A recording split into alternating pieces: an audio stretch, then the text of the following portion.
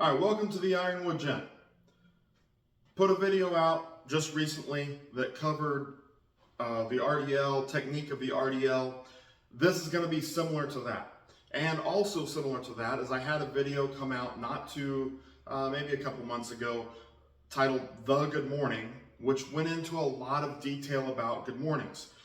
Covered the history of the good morning, how to use it, how to program it, and a number of different variations of the good morning, including different camera angles for each type. So this one I'm just going to cover the standard good morning.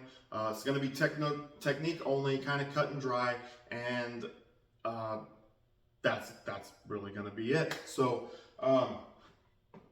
with the good morning, it's very similar to the RDL as far as your basic mechanics. In fact, when I was coaching, I would usually teach the RDL first. And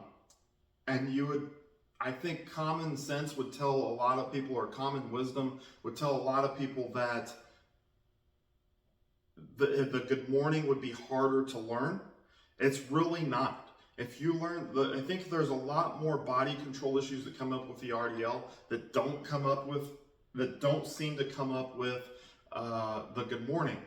If I would generally teach the RDL first, and then when we'd switch to good mornings, it was a very simple process, okay? Because they already knew how to do the basic mechanics, and just transferring over to the good morning made teaching the good morning actually very easy compared to the RDL.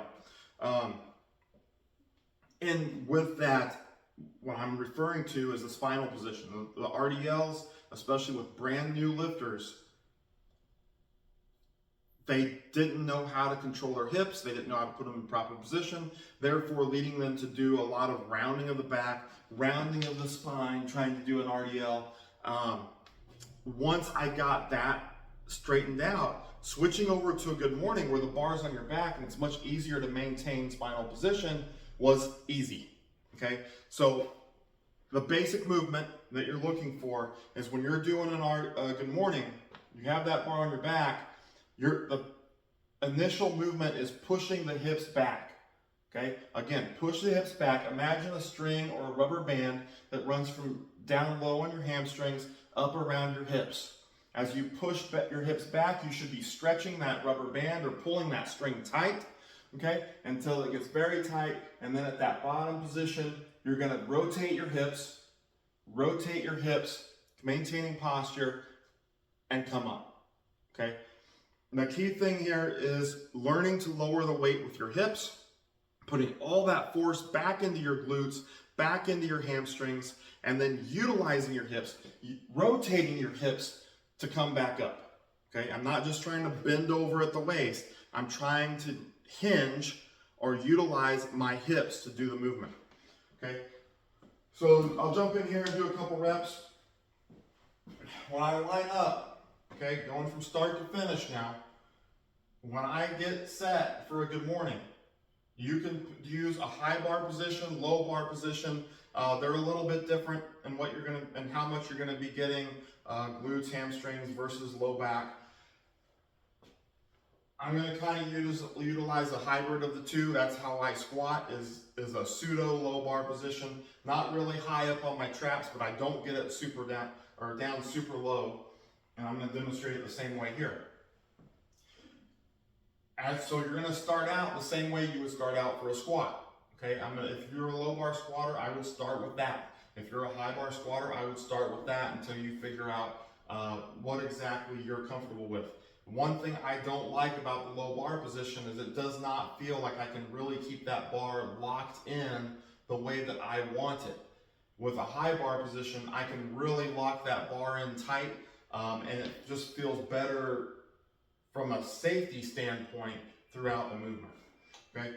So I'm gonna take my grip here, just like I would for a squat. I'm gonna rotate underneath the bar. I'm only gonna take one step back on each foot.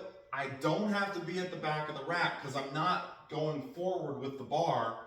The bar should be going almost straight up and down, okay? So take my grip, get my back locked in. Pull my traps tight, lock in my lats, squeeze my abs tight. Stand up, one step back on either foot. About a shoulder width stance here. Keep everything locked in. My abs should be squeezed tight before I start. From here, I just push my hips back. Rotate my hips to come up. Okay, feeling for that stretch as I go down.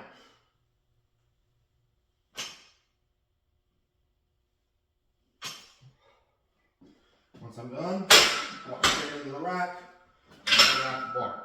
Okay. Last thing I want to hit here. Well, let me cover stance width. I really didn't hit that. Generally, with a regular good morning, I want to go about shoulder width. Okay, about shoulder width, and you can be a little bit wider, you can be a little bit narrower. If you want to mimic your conventional deadlift, you can go a little bit narrower. If you want, the wider you go, generally you're going to start to get a lot more hamstrings into it, but generally about shoulder width. If you like to mix up your stance width, like you like to do wide stance good mornings, I would keep it fairly narrow. That way, there's a difference. When you're doing wide stance, you're getting more of a wide stance, and you're getting something different when you're doing that narrow stance. The other thing is, how low should you go? Okay. Don't think that there's a perfect set limit for everyone. I've heard people say you have to go parallel to the floor. Don't worry about that.